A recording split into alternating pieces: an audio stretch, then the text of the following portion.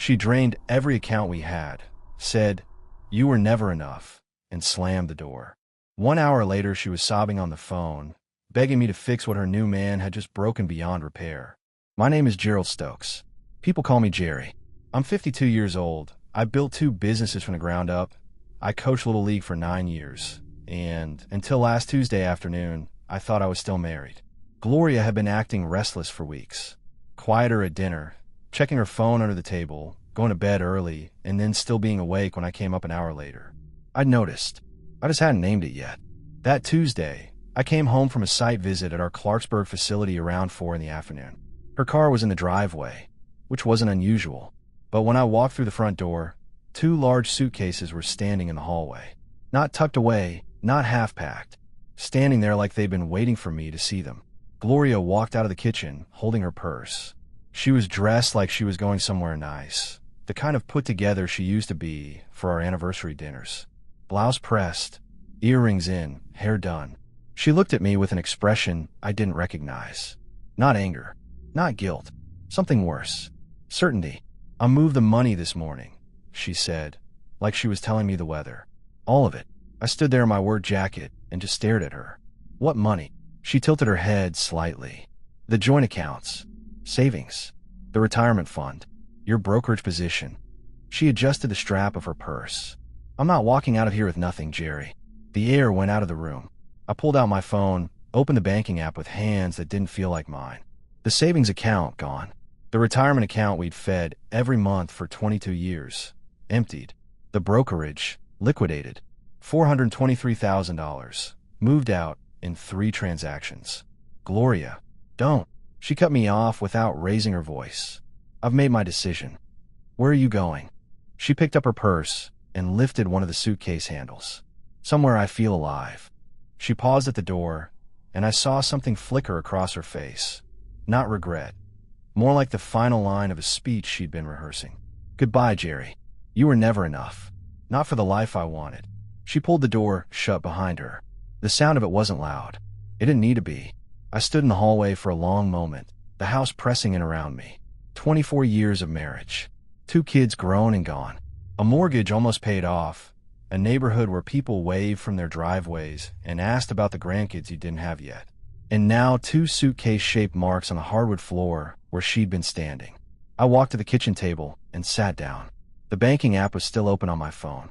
I scrolled through the transactions, timestamp between 9 and 11 that morning, while I was 3 counties away checking inventory at Clarksburg. She planned the timing down to the hour. I thought about the last year, the new clothes that showed up without shopping trips I knew about. The weekend she went to a marketing conference in Charlotte, but came back tanned. The way she looked past me at dinner like I was a piece of furniture she was deciding whether to keep. I sat there for nearly an hour, not moving, not crying, just calculating. Then my phone buzzed. Her name on the screen. Exactly 61 minutes after she walked out. I let it ring twice. Then I picked up. "Jerry." Her voice was different, thin, unsteady. The certainty from the hallway was gone. "I need to talk to you. Something's wrong with the transfer." I didn't answer right away. I let the silence sit between us like a third person in the room. "I'm listening," I finally said, and my voice came out flat and even. Because I was listening. But I also understood something in that moment that she clearly didn't. An hour ago, she'd closed a door. Now she needed me to open one. People always ask the same question after something like this. How did you not see it coming? And the honest answer is, I did see it. I just convinced myself I was wrong. About 4 months before Gloria walked out, I started noticing small things that didn't add up. A dinner reservation charged to our joint card at a restaurant I'd never been to. On a Tuesday night when she told me she was at her book club. A text notification that flashed across her phone screen while it was face up on the kitchen counter. Just a name and a partial sentence before she grabbed it. The name was Trent. I told myself it could be nothing. A co-worker. An old friend. I was good at talking myself out of suspicion. 24 years of marriage will do that to you. It builds a kind of default trust that's hard to override, even when the signs are right in front of your face. But something kept gnawing at me. And about 3 months before she left, I did something I never thought I'd do. I called a private investigator. His name was Lou Sizemore, a stocky, quiet man in his mid-50s who ran a one-man operation out of a strip mall office in Hagerstown. A buddy in my freight company had used him once during a contractor dispute. Lou didn't waste words. When I sat down across from him and laid out what I'd noticed, he just nodded slowly and said, "Give me 2 weeks." He needed 10 days. What Lou brought back changed the shape of everything. Gloria had been meeting a man named Trent Collier, 37 years old, a so-called private investment consultant who worked out of a shared office space downtown and ran something called Meridian Capital Advisors. No brick-and-mortar office, no verifiable client list, just a slick website and a LinkedIn profile with impressive-sounding credentials. Lou had done the extra digging I'd asked for. He'd traced Collier back to Atlanta, where 3 years earlier a 51-year-old divorced woman named Patricia Garner had transferred $340,000 into a private fund Collier managed. The fund dissolved within 8 months. Garner's money was never recovered. The civil case stalled. Collier had moved on before it could catch him. But here's what made my blood run cold. Collier wasn't working alone. Lou had found a woman, Jade Moreau, 31 years old, based out of Richmond. According to Lou's research, Jade and Collier had been in a relationship for at least 2 years. She wasn't just a girlfriend. She had her own financial credentials, or at least documents that looked like credentials, and she handled the back-end processing for Collier's investment platform. The Patricia Garner scheme in Atlanta had her fingerprints all over it. She was the one who structured the receiving accounts. She was the one who made the paperwork look legitimate. And now Collier was running the same play on Gloria, with Jade Moreau waiting in the wings. I sat with that information for 3 months. 3 months of watching Gloria come and go, knowing what I knew, letting her think she had the upper hand. I'm not proud of every moment of that waiting. There were nights when I wanted to confront her right then and blow the whole thing open. But I kept coming back to the same thought. If I moved too soon, I'd lose everything. If I was patient, I might save most of it. So instead of confronting her, I called Neil Abrams. Neil is a sharp attorney who specializes in family law and asset protection. I'd met him through a closing on one of my storage properties. When I explained the situation, he didn't flinch. He told me exactly what I needed to do: restructure the business before anything moved. Over the following 6 weeks, I worked quietly with Neil to spin off both companies, the storage network and my stake in the freight operation, into a separate legal entity managed by a business trust. My longtime operations manager, Dave Purdy, was listed as the administrator. On paper, I was a salaried employee of a company I no longer technically owned outright. It wasn't hidden. It was structured, legally and correctly. When Gloria's attorney eventually came after the businesses, there would be nothing to grab. I hadn't stopped there either. About 2 months before she left, I noticed something that hit closer to home. Gloria had started talking to our son Garrett differently. Garrett worked with me at the storage company, logistics coordinator, had been with us for almost 2 years. Good at the job, learning fast. But over dinner on the nights Garrett joined us, Gloria would steer the conversation toward his future. Subtle things. Don't you want to do something with more growth potential? And Trent was saying there are real opportunities in private investment right now. Maybe Garrett should talk to him. She was trying to pull Garrett away from the company, away from me. Whether it was to weaken the business or to give Collier another victim, I didn't know. But I'd seen it clearly enough to make sure Garrett and I had a private conversation. I didn't tell him everything. Not yet. I just told him that if anyone ever approached him about outside investment opportunities, he should come to me first. He agreed without asking too many questions. That was enough for now. Our daughter Lexi was a different story. She was 21, finishing her last year at University of Maryland, sharp as a tack and studying pre-law. She didn't know anything about Gloria and Collier, or at least I thought she didn't. I was wrong about that, but I wouldn't find out until later.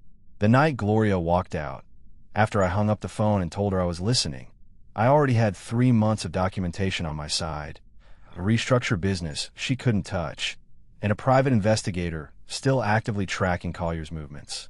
She thought she was walking into a new life. She was actually walking into a containment zone I'd been building for 90 days. I called Neil Abrams the moment I hung up with Gloria. He picked up on the second ring, which told me he'd been expecting to hear from me. I'd briefed him 2 weeks earlier that things were moving toward a breaking point. I gave him the short version. She's gone. Accounts are empty. She just called asking for help with the transfer. Don't touch anything yet, Neil said immediately. Don't log into any joint accounts. Don't send any communications to her in writing, and don't agree to anything over the phone. I'll have paperwork filed by morning. I told him about the call, The frozen funds. Her asking me to help. There was a pause. Then Neil said, "Let her think you're cooperating. Find out where the money went. That's more valuable than anything right now." After I hung up, I sat at the kitchen table with my laptop open and pulled up everything I had on Meridian Capital Advisors, the platform Gloria had used to receive the transfers. I'd already researched it 3 weeks earlier, when Lou Sizemore first flagged Collier's operation. What I found then was enough to make me careful. What I found now, looking again with fresh eyes, was enough to make me certain. The platform had no FINRA registration, no SEC filing number. The domain had been registered 18 months ago, and the listed business address was a mailbox service in Delaware. The testimonials on the website were word-for-word identical to testimonials on 2 other investment platforms I found with a quick search, platforms that had since gone dark. This wasn't just risky. This was constructed to fail. I called Lou Sizemore. It was past 8 at night, but Lou answered like it was the middle of the workday. "She moved it," I told him. "I know," Lou replied. "Collier's been pushing her to execute for 2 weeks. I was going to call you tomorrow." A pause. "There's a wrinkle, Jerry. Tell me." "Jade Morrow flew into BWI this afternoon. She's at a hotel in Silver Spring. She and Collier met there for about 2 hours this evening." I let that settle. Morrow wasn't a background figure anymore. She was on site. Whatever was happening with the funds, both of them were actively managing it. "Keep watching," I said. "I need to know the moment either of them moves." I drove to the apartment complex Gloria had given as her address. A mid-rise downtown with underground parking and a lobby that smelled like expensive indifference. She buzzed me up without making me wait, which told me she was scared enough to skip the performance. She opened the door in a sweater and bare feet, makeup faded, eyes carrying the kind of tired that comes from adrenaline running out. The apartment was modern and sparse, the kind of place that looks great in photos and feels hollow in person. And there was Trent Collier, standing near the kitchen island with his arms loosely crossed, watching me with the practiced ease of a man who'd done this before. He was younger looking in person, square jaw, good posture, the kind of surface confidence that works well in a first impression. He extended a hand and said, "Jerry, thanks for coming." I didn't take it. "Show me the documentation," I said. We sat at the dining table. Collier pulled up the platform dashboard on his laptop and walked me through it like a man giving a sales presentation. Calm, measured, full of vocabulary designed to sound more sophisticated than the underlying reality. Liquidity hold, compliance review, accelerated redeployment cycle. I listened. I asked 3 questions he couldn't fully answer. Then I turned the laptop toward me and started reading the actual terms buried in the agreement's appendix. There it was. A margin leverage clause, activated automatically upon transfer receipt, allowing the platform to extend positions using the deposited capital as collateral, up to 2.5 times the original amount. "Did you explain this clause to her before she signed?" I asked, keeping my voice level. Collier shifted slightly. "It's standard language in growth-oriented instruments. It's a mechanism that can expose her to losses beyond what she deposited," I replied. "That's not standard. That's a trap." Gloria had gone very still across the table. "How much has been deployed?" I pressed. "Approximately 70%, Collier admitted, with the careful tone of someone giving up ground they plan to hold. I sat back. 70% of $423,000 already in motion inside a platform with no legitimate registration, managed by a man with a documented history of financial fraud and a partner who'd flown in that afternoon to help manage the exit. I looked at Gloria directly. Her hands were clasped on the table, knuckles pale. "You asked me to come here and help," I said quietly. "So here's my help. This platform is not what he told you it was. The money may already be partially unrecoverable. And if that leverage clause triggers, you won't just lose what you transferred. You'll own more than you started with." The color left her face. Collier started to speak. I cut him off without raising my voice. "I'm not talking to you right now." Gloria looked at me the way she hadn't looked at me in years, like I was the only solid thing in the room. "What do we do?" she asked. "First," I said, pulling out my phone, "I call my attorney." Neil Abrams answered before the second ring even finished. I stepped away from the dining table into the hallway of Gloria's rented apartment, keeping my voice low and my back to the room. I laid it out fast. The margin clause, the 70% already deployed, the unregistered platform, Collier sitting 12 feet away. Neil was quiet for exactly 4 seconds. Then he said, "Don't let either of them leave that apartment tonight with any additional documentation. I'm filing an emergency motion first thing tomorrow to freeze further outgoing distributions from that platform. Domestic jurisdiction only, but it's a start. And Jerry, I need everything. Transfer receipts, the agreement, screenshots of that dashboard. Already on it," I told him. I went back to the table and spent the next 40 minutes photographing every document Collier had on his laptop while he sat across from me with the strained patience of a man watching his plan develop complications he hadn't accounted for. Gloria sat beside me, not beside him. I noticed that. I don't think she did. When I finished, I looked at Collier directly. "I'm going to need originals of everything you just showed me. Printed and signed." His jaw tightened. "That's not how this process works." "It is now," I replied. He held my gaze for a moment. Then he went to print the documents. The moment he stepped in the back room, Gloria leaned toward me and said quietly, "He told me this was guaranteed, that there was no way to lose." I looked at her without flinching. Nobody who runs a legitimate operation uses the word guaranteed. That's the first thing you learn. She pressed her lips together and looked away. Collier came back with a folder of printouts. I took them, checked each page, and stood up. As I headed toward the door, Gloria followed me into the hallway.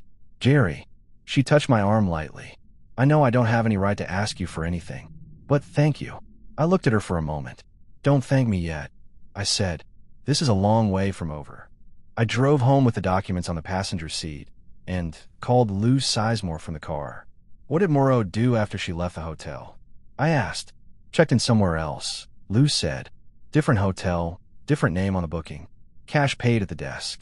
A pause. "She's not here for the scenery, Jerry. These two are in the wind-down phase of the operation. They've done this before. They know exactly how long it takes for a wire transfer to clear international channels. My guess, they got a 48 to 72-hour window before anyone can legally touch those funds." That hit me hard. 48 hours. "There's more," Lou added, and his voice shifted to something quieter. "I ran Moreau's background through some channels I have in Atlanta. She was present during the Garner situation, not just paperwork. She had a personal relationship with Patricia Garner's brother. Used that connection to build trust, get inside the family's financial picture. These two don't just target the women. They map the whole support network first." I pulled over on the side of the road. The implications of that were landing one by one. "Were they mapping mine?" I asked. "That's what I'm still working on," Lou said carefully. "But Collier asked Gloria about your businesses at least 4 times in the last 2 months, according to the recordings. He was very interested in the freight company specifically." I thought about Garrett, about the conversations Gloria had steered at dinner, about how close Collier had come to getting inside my operation through my own son. "Lou," I said, "I need you to stay on Moreau through the night. If she moves toward anything that looks like a departure, airport, rental car, anything, I want to know immediately." "Already on it," he replied. I sat in my parked truck on a dark street for a few minutes after we hung up, engine idling. The temperature had dropped, and the windows were beginning to fog at the edges. I thought about what I was dealing with. Not a midlife affair, not a reckless impulse, a calculated, coordinated financial predation.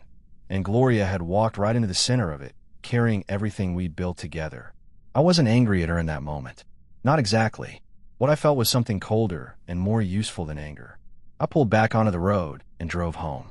I had documents to scan, a timeline to reconstruct, and a call to make to a federal financial crimes tip line whose number Neil had given me 3 weeks ago. I hadn't planned to use it this soon, but 48 hours had a way of changing the math.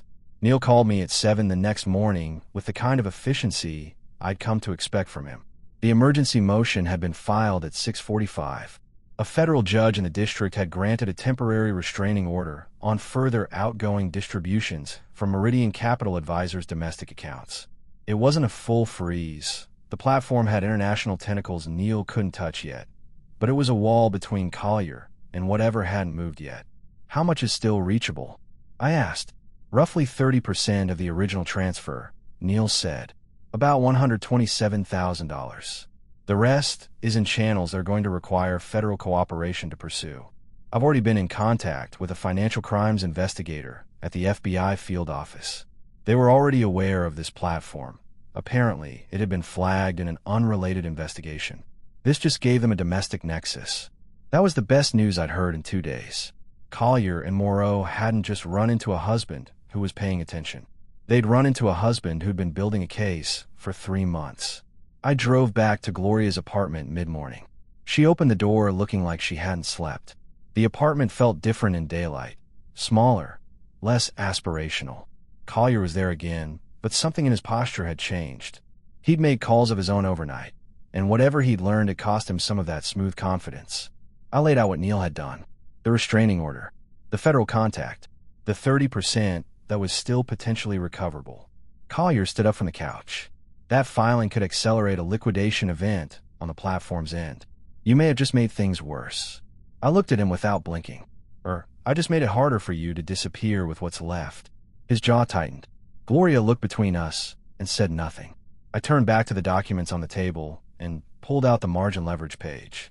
You activated a clause that exposes her to losses beyond the original deposit, I said, sliding it toward her. Did you explain this to her before she signed? The risk disclosure was included in, Collier started. Did you explain it to her? I repeated, keeping my eyes on Gloria. A long pause. Then she said quietly, no. He said the returns would offset any volatility. I nodded once and made a note. Every answer was evidence. Every evasion was a data point. That afternoon I got a call I hadn't expected. It was Lexi. She was at her apartment near campus, and her voice had the careful steadiness of someone who'd been rehearsing what they wanted to say. Dad, she began, I need to tell you something I should have told you a long time ago. I sat down. About 8 months ago, Lexi continued, I was home for spring break, and I saw Mom's phone on the kitchen counter. It lit up with a message. I wasn't trying to read it. It was just there. She paused. It was from someone named Trent. It wasn't a work message, Dad. I kept my voice even. What did it say? Enough. Her voice tightened. I convinced myself it wasn't what it looked like. I didn't want to be wrong. I didn't want to blow up the family over something I wasn't sure about.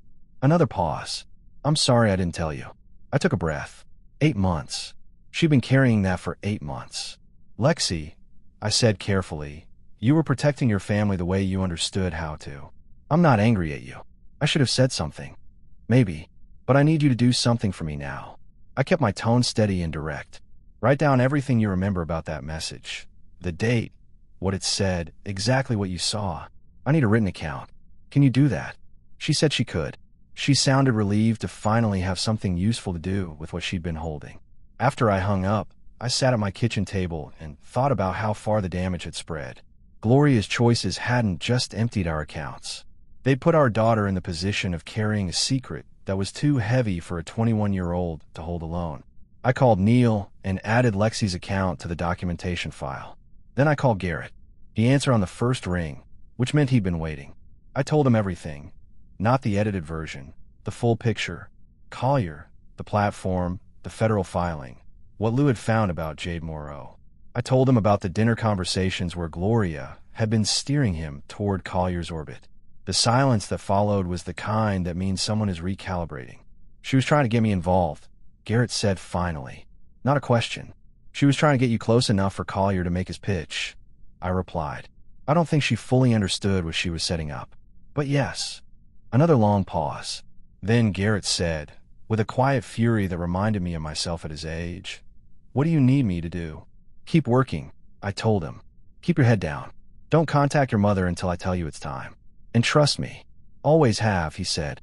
3 days after Gloria left, I came home from a meeting with Neil to find a notification on my phone.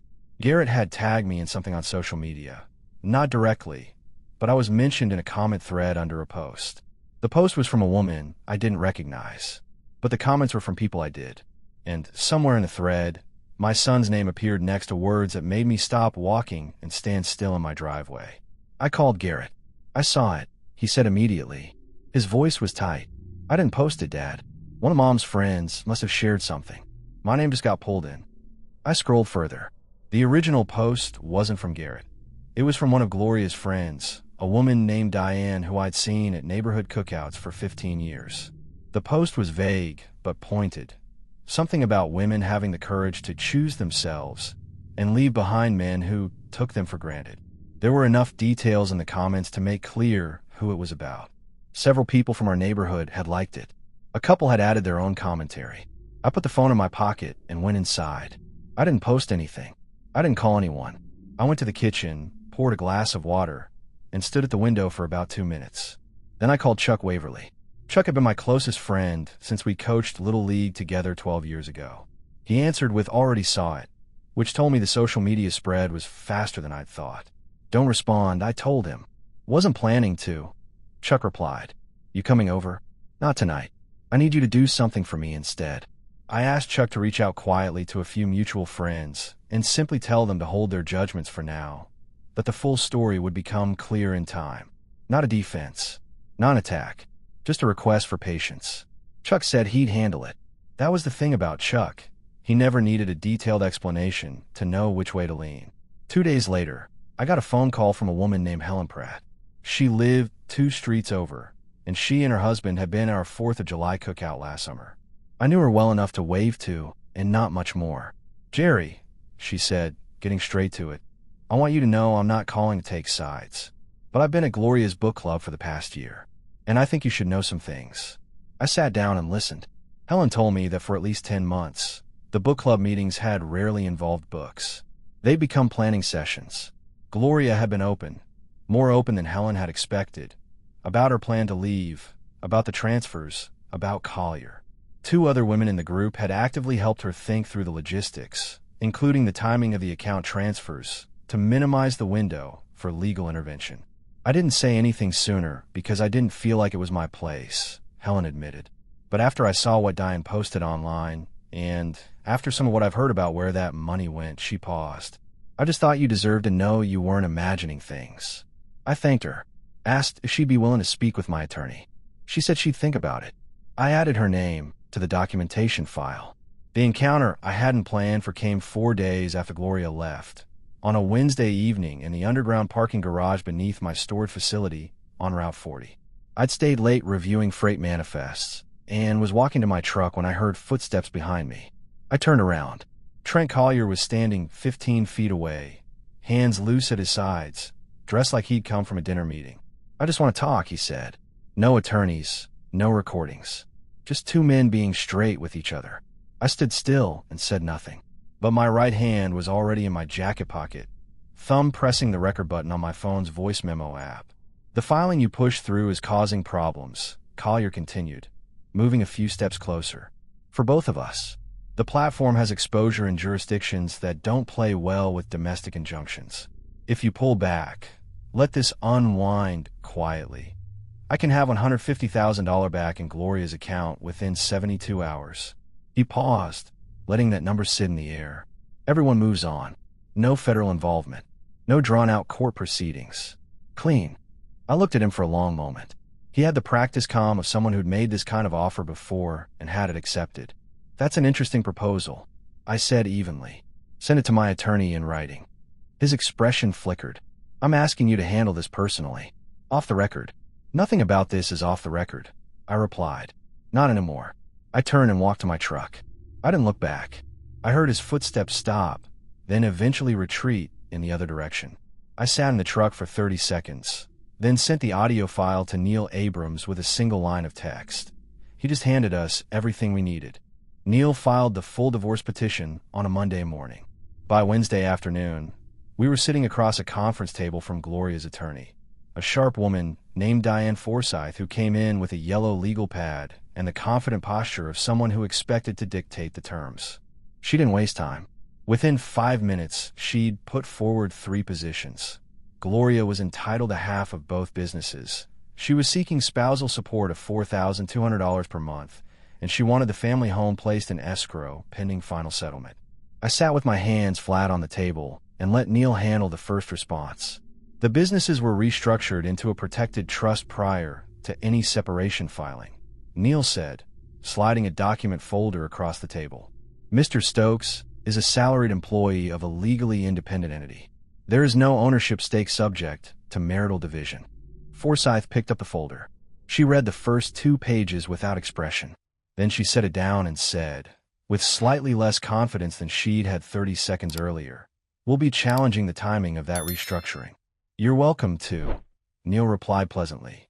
"The filing dates are clean and predate any separation activity by 11 weeks. Every step was executed with full legal documentation. The spousal support demand landed harder. Under state law, Gloria had a legitimate claim. She'd been out of the workforce for 7 years managing the household while I built the businesses. Neil had warned me about this. I prepared myself. But sitting there listening to Forsyth lay out the monthly figures still required a particular kind of discipline to absorb without reacting. My client transferred $423,000 from marital accounts without consent, Neil said. We will be presenting the transfer as dissipation of marital assets. That changes the support calculation considerably. Forsyth made a note. The transfers were made from jointly held accounts. My client had equal legal access. Equal access and unilateral concealment are different things, Neil replied, especially when the funds were directed into an unregistered investment vehicle currently under federal review. That last sentence landed like a stone dropping into still water. Forsyth's pen stopped moving. She looked up. Federal review, she repeated. The FBI's Financial Crimes Division opened a formal investigation 4 days ago. Neil confirmed, setting another document on the table. Your client's name appears in the filing as a cooperating party. That status has implications for the support proceeding. The meeting ended 30 minutes later without resolution on any of the 3 points, which was exactly what Neil had wanted. The first court appearance was 2 weeks later. The judge was a woman in her early 60s named Harriet Bowles, and within the first 20 minutes, it was clear she had a particular sympathy for the narrative of a wife reclaiming her independence after a long marriage. She allowed Forsyth extended speaking time twice while Neil was interrupted once. I sat straight and kept my expression neutral. Neil had told me, don't react, don't lean forward, don't give them anything to work with visually. I didn't. But after the session, standing in the hallway, I said to Neil, she's not listening to the financial documentation. She's listening, Neil replied, tucking papers into his briefcase. She's just not ready to rule on it yet. The federal piece changes everything, and Judge Bowles knows it. She won't want her name on a support order for a woman connected to a fraud investigation. He paused. Patience, Jerry. I drove home and called Chuck. We didn't talk about the case. We talked about the upcoming baseball season and a storage contract I was negotiating in Frederick.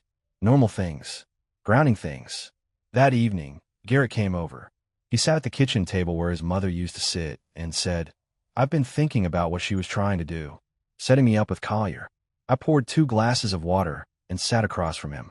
And it feels like a betrayal on top of a betrayal, he said quietly. Like I wasn't just a son to her in those moments. I was a tool. I didn't rush to soften that. Because he wasn't wrong, and he was old enough to know it. People make choices when they're trying to protect something, I said finally. Even when those choices hurt the people they love. That doesn't make it right. It just means it's complicated. Garrett nodded slowly. He didn't look convinced, but he looked steadier than he had a week ago. Collier made his second mistake 8 days after the parking garage. The audio recording I'd sent to Neil had already been forwarded to the FBI investigator handling the Meridian Capital case. The offer of $150,000 in exchange for withdrawing a federal complaint qualified, according to Neil's contact at the Bureau, as attempted obstruction. It didn't trigger an immediate arrest, but it moved Collier from a peripheral figure in the investigation to a primary target. What Collier did next surprised even Lou Sizemore. He broke from Jade Morrow. Lou called me on a Thursday morning with the update. Collier had checked out of his downtown hotel 2 nights earlier and relocated to a motel in Virginia, 30 miles south of the city, using a different name on the booking. Morrow was still at her hotel in Silver Spring. They'd stopped communicating through their regular channels. Classic pressure split, Lou explained. When a joint operation starts feeling federal heat, the 2 principals often separate to reduce the legal exposure of being seen together. The problem is it also means they stop coordinating. And when coordination breaks down, mistakes happen. The mistake came 48 hours later.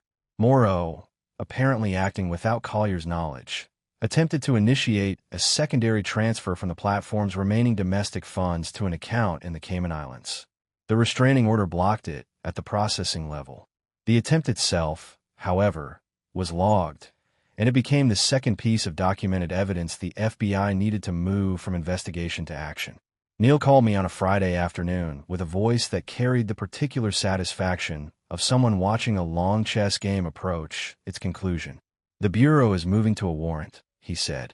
Both of them. Timeline is within the week. I sat in my truck in the parking lot of my Clarksburg facility and let that settle. Gloria called me that evening. Her voice had been stripped of everything except need. Trent hasn't answered his phone in 3 days, she said.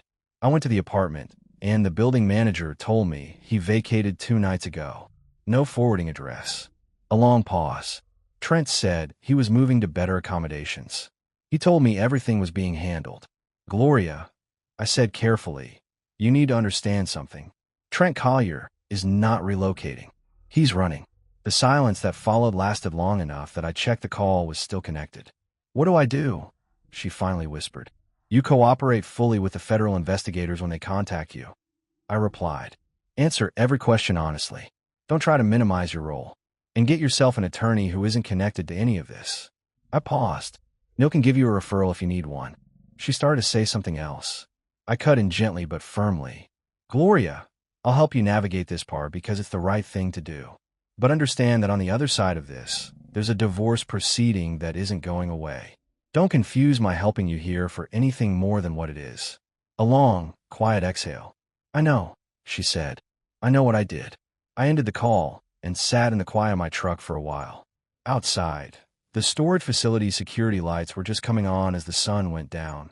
Rows of orange-lit units stretching into the gathering dark, every one of them built and paid for by years of early mornings and late nights and decisions made with more patience than brilliance. I'd built something real. It was still standing. The week after Collier disappeared, Garrett came to me with his phone in his hand and a look on his face I hadn't seen since he was a teenager who'd made a bad decision and was trying to figure out how to own it. He turned the screen toward me.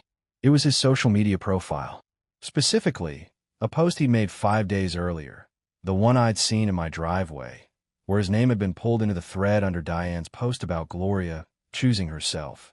Garrett hadn't written anything directly, but he'd liked 2 comments that were sympathetic to his mother. In the context of everything that had come out since, those 2 likes felt like a public endorsement of a narrative that was now falling apart. I was wrong, he said simply. I didn't have the full picture, and I acted on half the story. I set the phone down on the table between us. You're 24, I said. You're supposed to want to defend your mother. Not like that. He shook his head. Not publicly. Not before I knew the facts. And not when you were the one who'd actually been. He stopped himself. Pressed his lips together. I'm going to post a correction. Not an attack on Mom. Just a statement that I spoke without knowing everything, and I regret it. I thought about that for a moment. Part of me wanted to tell him to let it go, to not add more fuel to an already public mess. But I looked at my son sitting across from me, taking responsibility without being asked, and I decided not to get in the way of that. Keep it short, I said. No names, no details. Just own your part. He nodded and picked up his phone. Lexi drove up from College Park 2 days later. She sat at the same kitchen table and slid 3 handwritten pages across to me.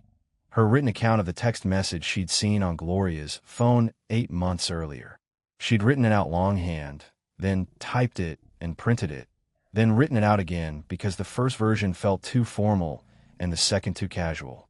I wanted it to sound like me, she explained, not like a legal statement.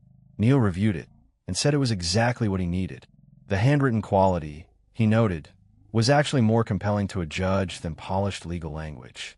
I watched my daughter drive away that afternoon from the front porch and thought about the weight she'd been carrying since spring break.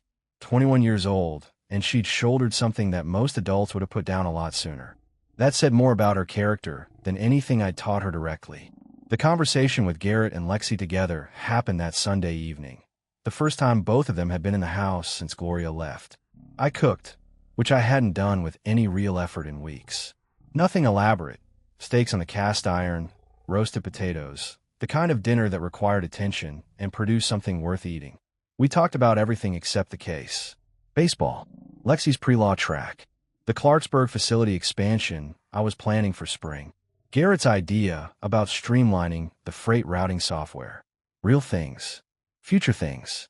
At one point Garrett said, looking at his plate, "This house feels different without her." Yes, I agreed. Is that bad? Lexi asked quietly. I thought about it honestly. It's just true, I said. Different doesn't have to mean worse. Neither of them pushed past that.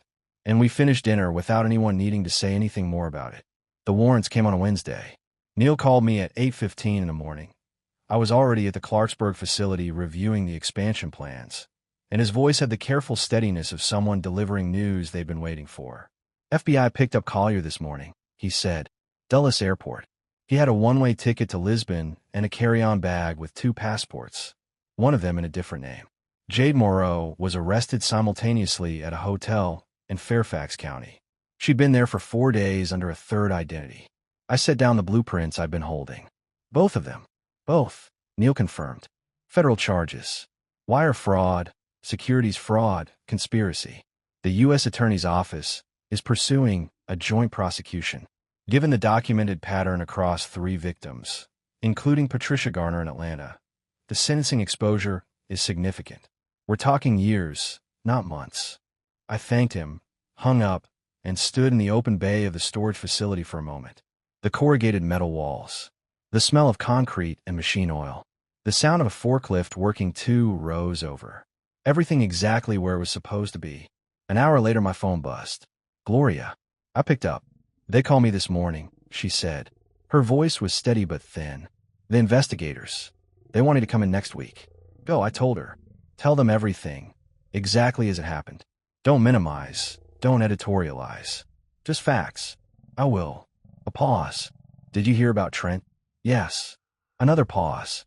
And the woman he was with? Yes. The silence stretched. Then Gloria said, very quietly, he was with her the whole time, wasn't he? She was real and I wasn't. I didn't answer that directly because the honest answer was yes, and she already knew it. Jerry, she said after a moment, did you organize any of this?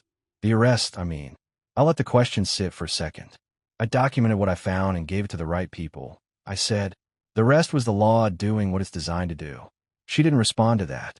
Take care of yourself, Gloria, I said. And I meant it. Not warmly, not coldly, just as a fact. She was the mother of my children. Whatever she'd done, she was still that.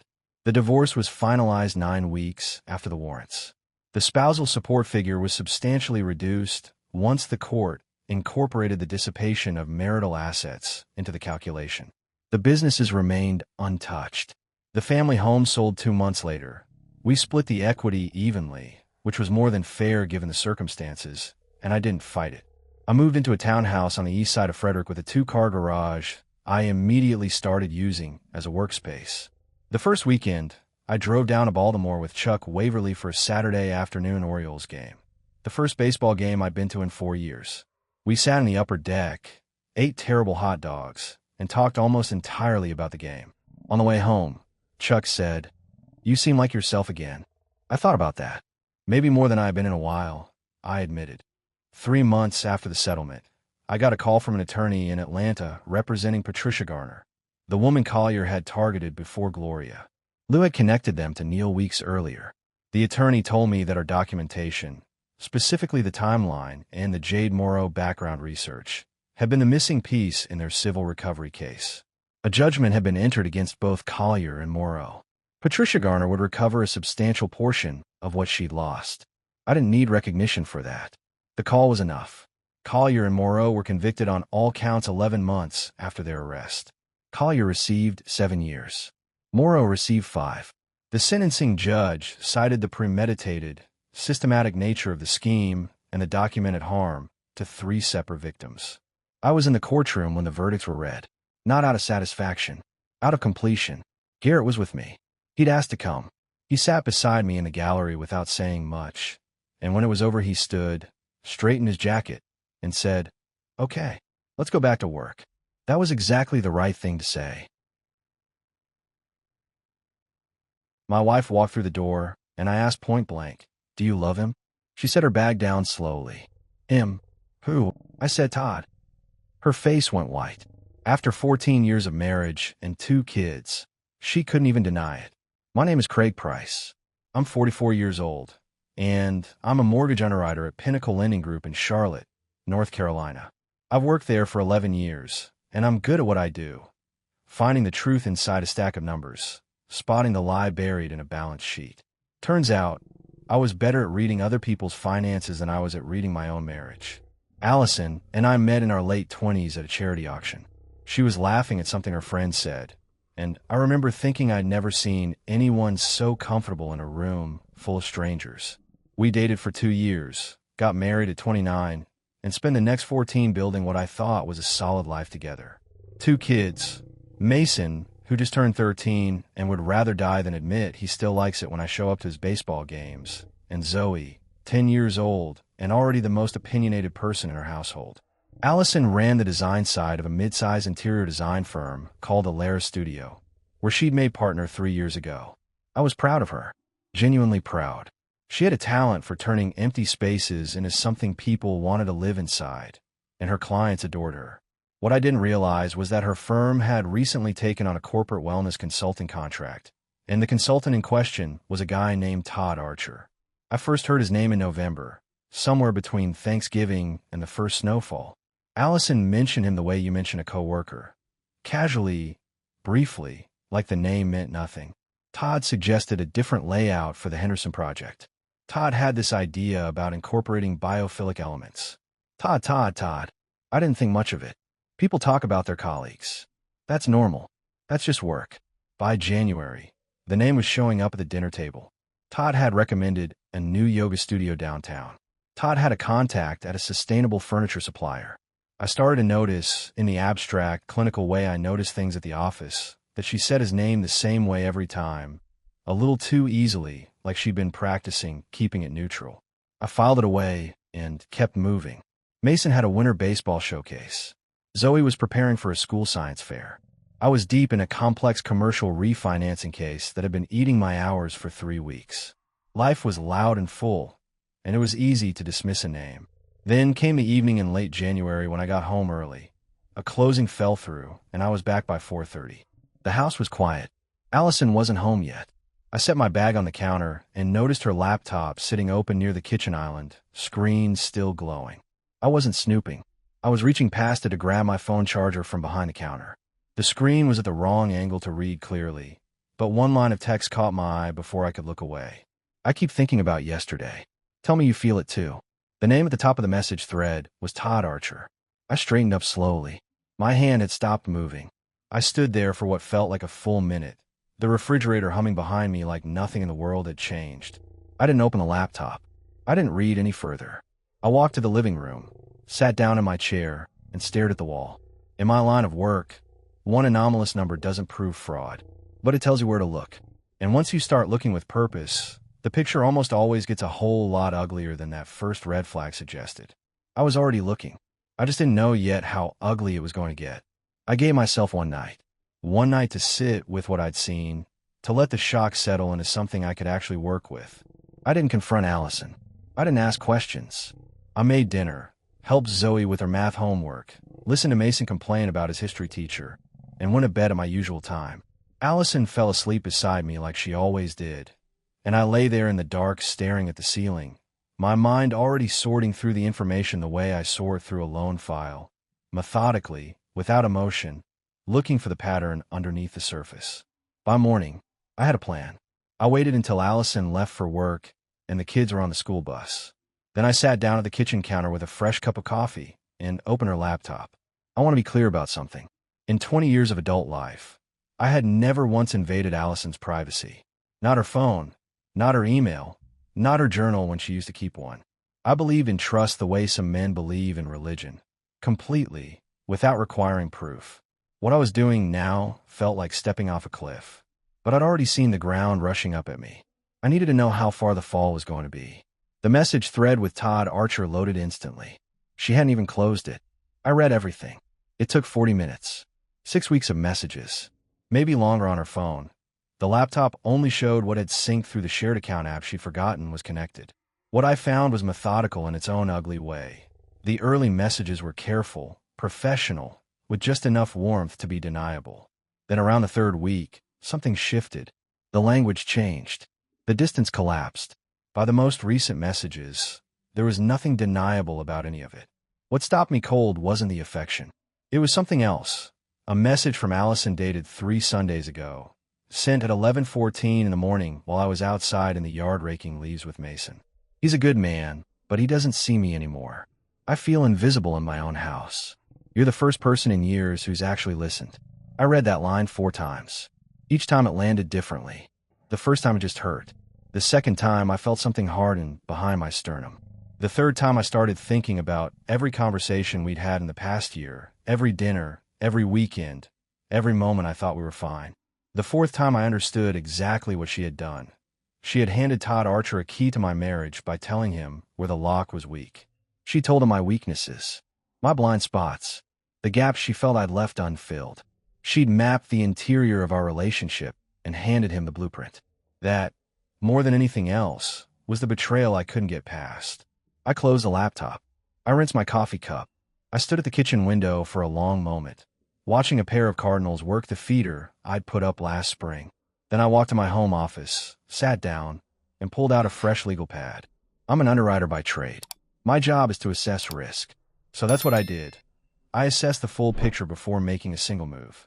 First, I called my attorney, a man named Bill Garrett who'd handled some estate work for my parents 3 years back. I didn't tell him everything, just enough. I asked about documentation, about what was admissible in family court proceedings in North Carolina, about custody frameworks. He told me to start keeping records and to avoid any action that could be characterized as hostile or retaliatory. I wrote down everything he said. Second, I spent 2 hours going through our joint financial accounts. I wasn't looking for anything specific, but if Allison had been distracted for 6 weeks, I want to know if that distraction had touched our money. What I found surprised me. 3 transfers over the past month, each around $800, to an account I didn't recognize. The description read ELR Consulting, LLC. I wrote down the account number and circled it twice. Third, I picked up Mason for baseball practice that afternoon and bought him a burger on the way home. He talked about his coach for 15 minutes straight, and I listened to every word, laughing at the right moments, asking the right questions. When we got home, Zoe was already at the kitchen table drawing something elaborate in colored pencil, and I sat beside her and looked at it like it was the most important thing in the world. Because it was. That evening, Allison came home at 6:30, set her bag on the counter, and started talking about a client presentation she had the next morning. I listened. I responded normally. I handed her a glass of water when she reached past me, and our hands briefly occupied the same space, and I felt absolutely nothing, which told me that the part of me that had once loved her without question was already standing behind a wall. Later, after the kids were in bed, I sat in the office with the door closed and opened my laptop to a blank document. I typed 2 words at the top of the page, full picture. Then I started filling it in. Every date, every inconsistency, every financial irregularity, every detail from the message thread I'd read that morning. I built the case the way I'd build a file for a difficult underwriting decision, completely, carefully, without leaving anything to interpretation. Because when the moment came, and it was coming, I was not going to be caught unprepared. I gave it 4 more days. 4 days of normal. School runs, work, dinner at the table, helping Mason with a geography project, watching Zoe perform a dramatic retelling of something that happened at recess. For days of sleeping beside a woman I no longer recognized while my legal pad filled up with dates, figures, and a growing picture I wished I could unsee. On the 5th day, I called Bill Garrett again and told him I had documentation. He said I was ready to have a conversation. That evening, I arranged for Mason and Zoe to sleep over at my mother's house. I told her I had a work situation that needed my full attention that night, which wasn't entirely untrue. My mother didn't press. She never did. She just said she'd make pancakes in the morning and that the kids were always welcome. I was home by 6. Allison's car was already in the driveway. She was in the kitchen unloading groceries when I walked in, moving with that efficient, practiced energy she always brought home from the office. Heels still on, jacket still buttoned, the physical version of a woman who hadn't yet switched off from the day. She smiled at me over her shoulder. "Where are the kids?" "At my mom's," I replied, setting my keys on the counter. I thought we needed some time to talk. The way she stilled, just slightly, just for half a second, told me everything about her conscience. She recovered fast, but not fast enough. "Sure," she said evenly. "Let me just finish putting these away." I waited at the kitchen table. I didn't pace, didn't rehearse lines in my head. I'd been an underwriter long enough to know that the best conversations happen when you let the evidence speak first and your emotions speak last. She sat down across from me, and for a moment we just looked at each other across 14 years of shared life. The table we'd bought at an estate sale, the window above the sink we'd argued about replacing for 3 years, the photographs on the refrigerator covered in Zoe's drawings. I kept my voice level. When my wife walked through the door tonight, I knew I had to ask her something directly. So I'm going to. She waited. Do you love him? Allison set her hands flat on the table slowly, like she was steadying herself. Love who? She asked, her voice careful and quiet. Todd. I watch her face. Todd Archer. The color left her face in a single wave. Her mouth opened and then closed. For a long moment the kitchen was completely silent. Just the refrigerator hum and the distant sound of a neighbor's lawnmower somewhere down the block. After 14 years of marriage and 2 kids together, she couldn't even deny it. The truth was written all over her before she said a single word. Craig, just answer it, I said. You owe me that much. Her eyes filled. She looked down at her hands. When she finally spoke, her voice was barely above a whisper. It's complicated. It's not, I answered flatly. It's the simplest question I've ever asked you. What followed was an hour I'll never fully describe. Not because I can't remember it, but because some things don't need to be reconstructed in detail. She admitted it. She said she hadn't planned it, that it started as a professional connection and grew into something she hadn't known how to stop. She said she was confused. She said she still cared about me. She said a lot of things that people say when they're trying to soften the edges of what they've done. What she didn't do was tell me about what she told him. Not that night. That part one already knew from the messages, that she'd handed Todd Archer a guided tour of my weaknesses, painting me as a man too distracted to see his wife. I decided to keep that card face down for now. I asked her to stay at her sister's for a while. She looked like she wanted to argue, but something in my face must have communicated that this was not a negotiation. She packed a bag that night. Before she left, she stood in the doorway of the kitchen and said she was sorry. I know you are, I told her, and I meant it. Sorry doesn't rebuild what's gone, but I meant it. After she left, I stood in the quiet house for a long time. Then I called Bill Garrett, left a message that I was ready to proceed formally, and went upstairs to make sure the kids' rooms were in order for when they came home the next morning. The file on my desk was ready. The documentation was clean, and the man who'd spent 14 years assuming the best about the people closest to him had learned, once and for all, to verify before he trusted. 3 days after Allison moved to her sister's place, I got a visitor I wasn't expecting. It was a Saturday afternoon. Mason was at practice. Zoe was at a birthday party 2 streets over. I was in the garage reorganizing the shelving unit I'd been putting off for months. One of those mundane physical tasks you throw yourself into when your mind needs somewhere to go that isn't the inside of your own chest. I heard the car first. A black SUV, newer model, parking directly in front of the house with the kind of deliberate care that told me the driver had been there before, or at least had thought about this moment more than once. I set down the shelf bracket I was holding and walked to the edge of the driveway. Todd Archer was taller than I'd expected. 40, maybe, with the kind of groomed confidence that comes from spending too much time in rooms where everyone agrees with you. He was dressed like a man who wanted to look casual, but had tried too hard to get there. Pressed chinos, fitted pullover, the whole curated package. He raised one hand in what might have been a wave, or what might have been a peace offering, and walked toward me at a measured pace. I didn't move. He stopped about 6 feet away and looked at me with an expression I can only describe as rehearsed sincerity. Craig, I know this isn't what you want, but I needed to talk to you man to man. I let the silence sit for a moment before I answered. You're standing in my driveway. Talk. He took a breath. I want you to know that I'm not your enemy here. What happened between Allison and me, I know how it looks. But you need to understand that she came to me. She told me things about your marriage that made me believe she was in a bad situation. I kept my expression completely neutral. What kind of situation? She told me you were controlling. Todd said, his voice dropping like he was confiding something difficult. That you monitored her finances, isolated her from her friends, that there had been times when she felt genuinely afraid in this house. She said the kids were caught in the middle of it. He paused. I thought I was helping her. I thought she needed someone in her corner. I looked at him for a long, quiet moment. A cardinal landed on the fence post at the edge of the yard and sat there like a small red witness. So let me make sure I understand, I said evenly. Allison told you I was abusive, and your response was to have an affair with her. Something moved across his face, a flicker of something that wasn't quite certainty anymore. I was trying to. To what? I cut in, my voice still calm, still level. Save her. From a house where she was a partner in a thriving business, where her children were safe and healthy, where every bill was paid and every vacation was planned. That's what you were saving her from. He shifted his weight. I only knew what she told me, and you didn't think to question it. I took one step forward, not threatening, just closing the conversational distance to something that couldn't be avoided. You didn't think it was worth a second look before you decided to walk into another man's marriage. You just believed what was convenient to believe, because it made what you wanted to do feel justified. Todd opened his mouth and closed it again. For a man who made his living coaching people through difficult conversations, he was doing a poor job of navigating this one. Here's what I want you to understand, I continued. My children live in this house. Whatever story Allison told you, my kids are not part of your narrative. They are not a reason.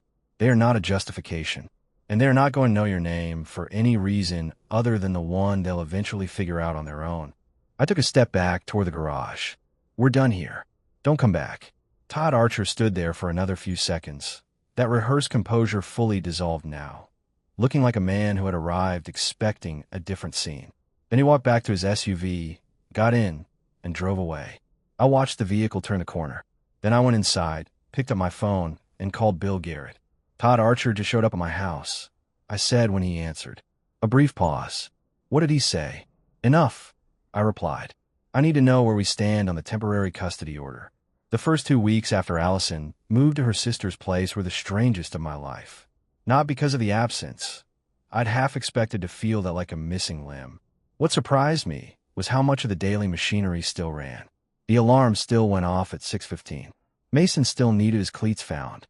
Zoe still wanted her hair braided a specific way that I was slowly, badly learning to do. The house still had to be fed, maintained, driven, scheduled. Life didn't pause out of courtesy for my situation, and in a strange way, I was grateful for that.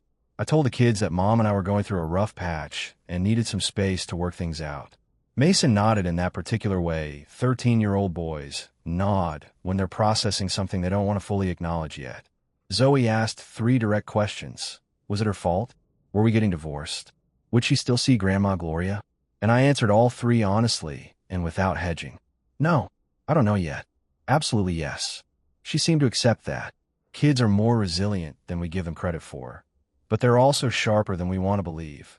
What I didn't tell them was what I found on a Thursday afternoon 2 weeks into our new arrangement. I'd been reviewing our household accounts more carefully since the separation, part due diligence, part habit, and I traced the ELR Consulting LLC payments I'd spotted earlier. The LLC was registered in Delaware, which meant minimal public disclosure, but the registered agent address matched the co-working space where Todd Archer's wellness consulting firm operated. 3 payments of $800 each, $2,400 total, moved out of our joint household account over 6 weeks. Allison had been quietly funneling money toward Todd Archer's business under the guise of a consulting arrangement. Whether that was emotional generosity or something more calculated, I couldn't say. But it was marital money, and it was gone, and she hadn't mentioned a word of it. I photographed every record, forwarded everything to Bill Garrett, and said nothing to Allison directly. Not yet. What I did instead was focus on the children with an intensity I'm not sure I'd managed, even before the marriage fell apart. I showed up to Mason's Saturday morning practice and stood at the fence for 2 full hours in 40-degree weather. His coach, a retired high school teacher named Gary, caught my eye at one point and gave me a quiet nod, the kind men exchange when words would be redundant. Mason pretended not to notice I was there until the last 10 minutes, when he hit a clean line drive up the middle and turned instinctively to see if I'd seen it. I had. I raised my fist. He ducked his head to hide a grin. Then came the afternoon that nearly undid me. Zoe came home from school on a Friday, carrying a hand-drawn card, the kind she made for every occasion, with elaborate borders and her particular style of block lettering. She set it on the kitchen counter while I was making dinner, and I assumed it was for me or for Mason. I glanced at it while stirring a pot of pasta. The front read, "For Todd, from Zoe. Thank you for the art kit. I turned the heat down on the stove. Slowly. Inside, in her careful 10-year-old handwriting. Mom said you picked it out yourself. It has the good colored pencils. You're really nice. I stood there holding that card for a long time. Allison had allowed Todd Archer to send my daughter a gift. A deliberate, personal gift. Not a generic thing, but an art kit chosen specifically because Zoe loved to draw. He knew that detail because Allison had told him. He'd been gathering information about my children the way a man does when he's planning to be part of their lives. I set the card face down on the counter, finished making dinner, and got through the evening with every internal alarm I had ringing at full volume. That night, after both kids were asleep, I called Bill Garrett and told him about the card. He was quiet for a moment. Then he said, "Craig, I want you to document the gift, document the card, and bring everything to our meeting next week." This speaks to intent. Whose intent? I asked. Both of theirs, he replied. I sat in the kitchen after I hung up, in the same chair where I confronted Allison 2 weeks earlier, and I looked at the refrigerator covered in Zoe's artwork. Drawings she'd made over years, layered and overlapping. A whole chronicle of her childhood pinned up in colored pencil and marker. None of it included a stranger's name. None of it was supposed to. Spring arrived in Charlotte with that particular southern urgency. 1 week gray and cold, the next suddenly green and loud with birds, like the season had somewhere to be. I barely noticed. My attention was elsewhere. Bill Garrett had been methodical and thorough, which was exactly what I'd needed. By late March, we had filed for divorce and submitted a formal custody petition citing marital waste, the $2,400 transfer to ELR Consulting LLC, and a pattern of behavior that compromised the children's stability. Allison's attorney responded quickly, and the back and forth of legal correspondence had become a grim new feature of my weeks. Then Harriet Colton, a senior partner at a commercial lending firm I worked with regularly, called me with something unexpected. We were at a quarterly industry lunch, the kind of event I usually treated as routine, when she leaned across the table during dessert and lowered her voice. "I want to mention something, and I'm telling you this as professional courtesy." I set down my coffee. "Go ahead." "Todd Archer," she said. The name landed differently in that context than it ever had before. "My firm used his wellness consulting services for about 4 months last year," Harriet continued. "We terminated the contract in December. The results he billed us for didn't match the deliverables we received. My operations director dug into it. We were charged for team sessions that never happened, and the expense invoices included line items for materials that we never saw." She paused. I moved on quietly because the amounts didn't justify litigation. "But when I heard through the grapevine that your wife worked with him, I wanted you to know." I kept my expression neutral, but something cold and clear was settling behind my eyes. "Did you document it?" "Enough," Harriet replied. "If you ever needed it." I thanked her and drove home in silence. That evening I pulled up everything I had on ELR Consulting LLC and looked at it with new eyes. The payments from our household account weren't just marital waste. They were potentially connected to a pattern of fraudulent billing that Archer had been running across multiple clients. Allison either knew about it and participated, or she'd been moved to transfer money by a man who knew exactly how to make requests feel reasonable. Either scenario was damaging to her case in family court. I spent 2 hours that night building a secondary file, Harriet's account, the LLC records, the payment timeline, and forwarded it to Bill Garrett with a note. Possible pattern of fraudulent billing. Allison's transfers may be directly connected. Verify before we proceed. Bill called back the next morning. "This changes the financial picture considerably," he said. "If Archer's billing practices are as broad as your contact suggests, the transfers from your joint account could be characterized as facilitation of fraud. I'd recommend we bring in a forensic accountant." I hired one by the end of the week. While that process began, life at home continued in its new shape. Allison had the kids on alternating weekends, and the exchanges were polite in the way that two people are polite when there are lawyers involved and children watching. Mason had started asking sharper questions, the kind that come from a teenager who's done his own thinking. One evening while I was checking his homework, he looked up from his textbook. "Dad, is Mom's situation at work connected to why you two split up?" I looked at him steadily. "Why do you ask?" "Jason's dad said something about Todd Archer's company being in some kind of trouble." He kept his eyes on mine. I put together. 13 years old. I'd underestimated him. "I'm not going to lie to you," I said. There are things happening that are being handled through the right channels. What I can tell you is that none of it is your problem to carry. Mason nodded slowly. Then he went back to his textbook. I sat with that for a long time after he went to bed. My son was connecting dots I hadn't even finished drawing yet, which meant I needed to move faster than I thought. There's a particular kind of satisfaction that comes from watching a complicated system work exactly the way it was designed to. I'd felt it in my career a dozen times. A loan application that looked clean on the surface, but fell apart under scrutiny. A borrower who thought they'd buried the liability deep enough. A deal that collapsed the moment someone with the right tools decided to look carefully. The system wasn't perfect, but when it functioned, it was something to respect. By early April, the system was functioning. The forensic accountant Bill Garrett had recommended a compact, precise woman named Linda Cho, who operated out of a one-person firm in Raleigh, had spent 10 days going through ELR Consulting LLC's publicly available registration records, cross-referenced against the payment history from our joint account and the information Harriet Colton had provided about her firm's terminated contract. What she brought back to our meeting was a spreadsheet that told a story even a layperson could follow.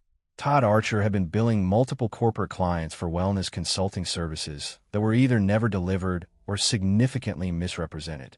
Harriet's firm was one case. Linda had found two others through business registration cross-referencing, a property management company in Durham and a mid-sized dental group in Raleigh, both of which had terminated contracts with ELR Consulting within the past 18 months. The amounts per client were individually small enough to avoid triggering formal complaints, but cumulatively, the pattern was clear. It's a low-friction fraud structure, Linda explained, tapping the spreadsheet.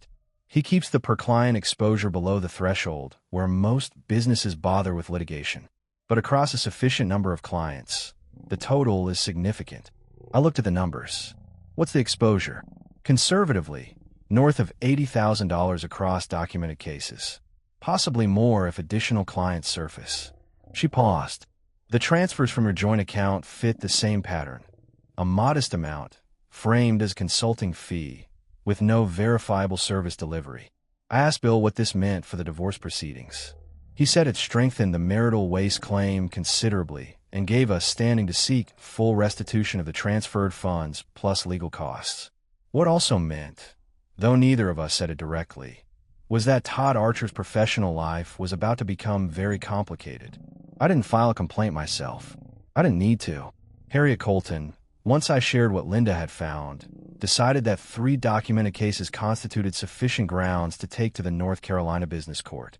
She had her firm's attorney make the filing on a Thursday morning. By Friday afternoon, Todd Archer's consulting license was under review. The news reached me through Harriet in a brief text. Filed yesterday. Expect suspension of his license within 30 days, pending review. Thought you want to know. I read the message, standing in the parking lot of Mason's school, waiting to pick him up from practice. I put my phone in my pocket and watched the team jog off the field. What I felt wasn't triumph. It was closer to the feeling you get when a long, difficult audit finally closes. Not celebration, exactly, but the quiet recognition that the numbers have told their truth and the appropriate people now know what they are.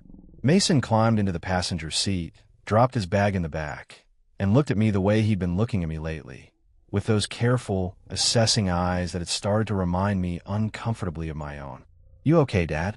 "Good day," I replied, and I meant it. That weekend, Gloria called. Allison's mother was not a woman who called without purpose. She was efficient and deliberate in everything she did, which was where Allison had gotten those qualities before she'd apparently decided to redirect them. Gloria's voice on the phone was measured, but the weight behind it was unmistakable. "Craig," she said, "I owe you a conversation I should have initiated weeks ago." I sat down at the kitchen table. "I'm listening." "I knew something was wrong before you did," she admitted. Allison mentioned Todd's name in January in a way that was different from how she mentioned colleagues. I should have said something to her directly. I should have called you. I didn't either, and I'm sorry for that. I was quiet for a moment. "Gloria, you're not responsible for what Allison chose." "No," she agreed, but I could have made it harder for her to keep choosing it. She paused. "Those children need their father. I want you to know that I'll say exactly that to anyone who needs to hear it, including a judge." After we hung up, I sat at the table for a long while. The house was quiet. Zoe was drawing at her desk upstairs, and Mason was in his room with his headphones on, and the ordinary sounds of their evening drifted down the hallway like something I wanted to hold on to with both hands. I had Gloria in my corner. I had the financial documentation. I had a forensic accountant's report, a license suspension in progress, and a family court date set for May. Todd Archer had walked in my life believing he was the solution to someone else's problem. He was discovering, 1 week at a time, what it cost to make that mistake.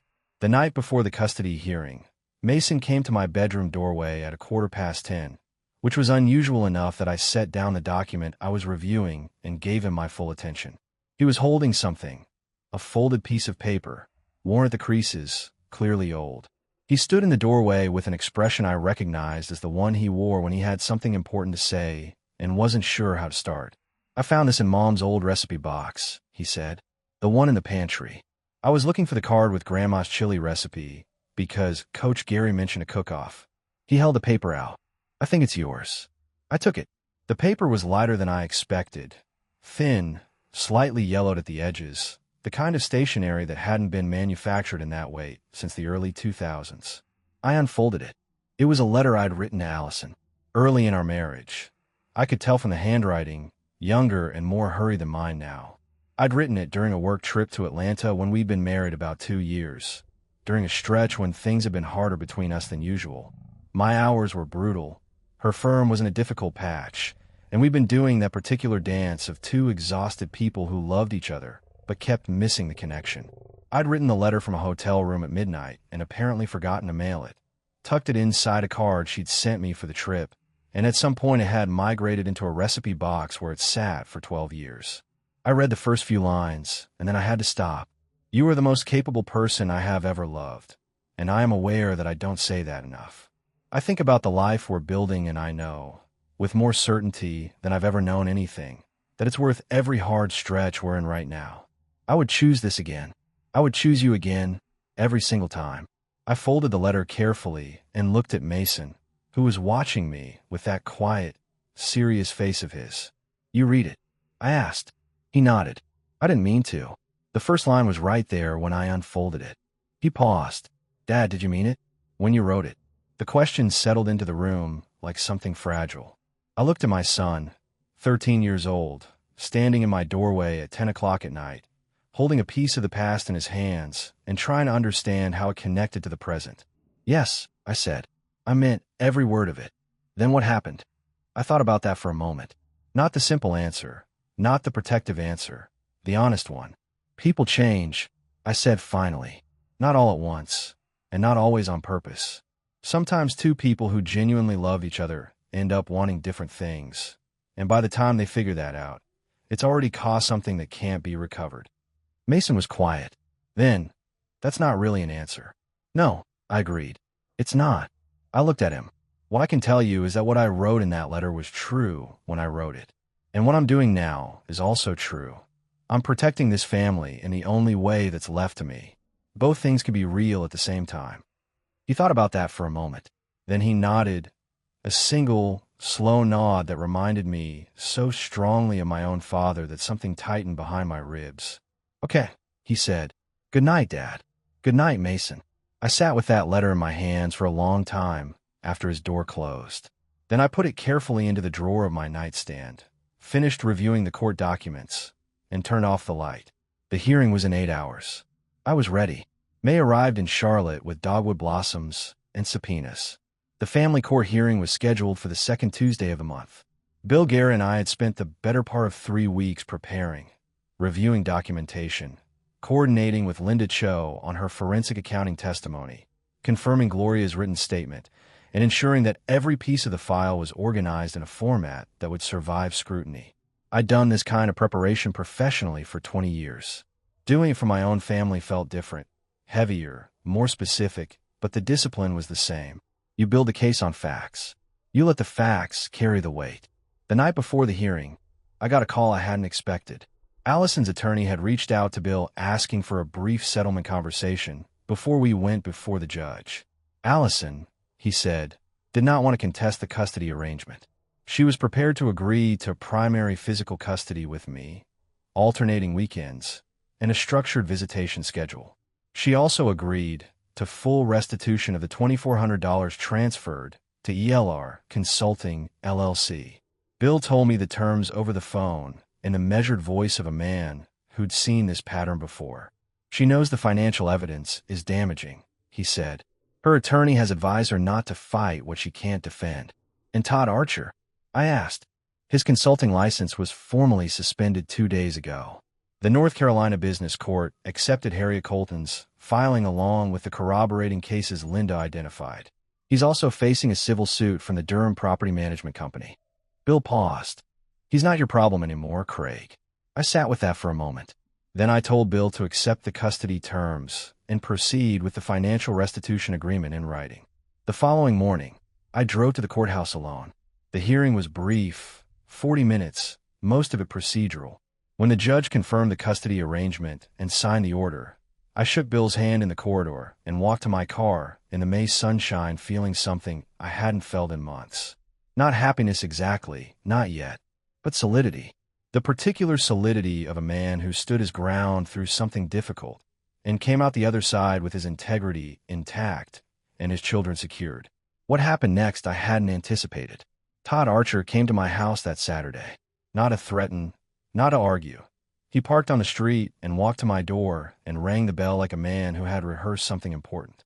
When I opened it, he looked smaller than he had in February, less curated, more worn around the edges, the kind of diminishment that comes not from age, but from consequence. I know I'm the last person you want to see, he opened. You're correct, I replied. But you're here. Talk. He looked at his hands briefly, then back at me. I want you to know that what Allison told me, about you being controlling, about the house being a bad environment, I believed it because I wanted to believe it. I know that now. It made what I was doing feel justified when it wasn't. He paused. She told me your kids were struggling because of you. I should have questioned that instead of using it as a reason. I looked at him steadily. You came here to tell me you were gullible. Something moved across his face. I came here to tell you I was wrong, he said quietly, and that I'm sorry for what it cost your family. The yard was quiet. A car moved slowly down the street. I thought about Zoe's card with his name on it, about the $2,400, about Mason's careful eyes watching me navigate 9 months of damage control. An apology doesn't restore what was lost, I said finally. But I hear you. I kept my hand on the doorframe. Don't come back here again. He nodded once, walked to his car, drove away. I closed the door and stood in the hallway for a moment. Then I went to the kitchen, poured a glass of water, and started making lunch for my kids. The restitution check from Allison arrived the following Thursday, $2,400, exactly as agreed. I deposited it into a savings account I'd opened in Mason and Zoe's names. It wasn't a fortune, but it was theirs, and it was right. 8 months after the night, I stood in my kitchen reading a text message I wasn't supposed to see. I was standing in a different spot, the third base line of a youth baseball field in South Charlotte on a Saturday morning in October, watching my son take batting practice with the kind of focused intensity that made coaches stop what they were doing and pay attention.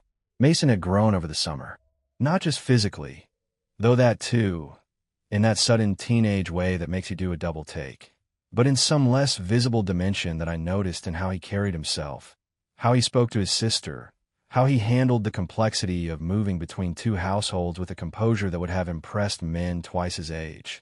Zoe was beside me on the bleachers, working through a sketchbook she'd filled to the last 3 pages.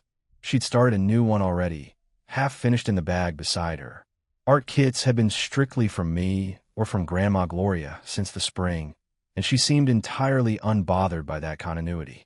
Gloria had been a constant presence through the fall, picking the kids up on Thursdays, appearing at Zoe's school art show with a camera and an embarrassing level of enthusiasm, calling me on Sunday evenings to check in with a directness I'd come to genuinely appreciate. She and Allison were navigating something difficult between them that was not my business to examine, but whatever it was, it hadn't diminished Gloria's commitment to her grandchildren or her fundamental decency toward me. Allison and I had settled into the particular functional neutrality of 2 people who share children and nothing else.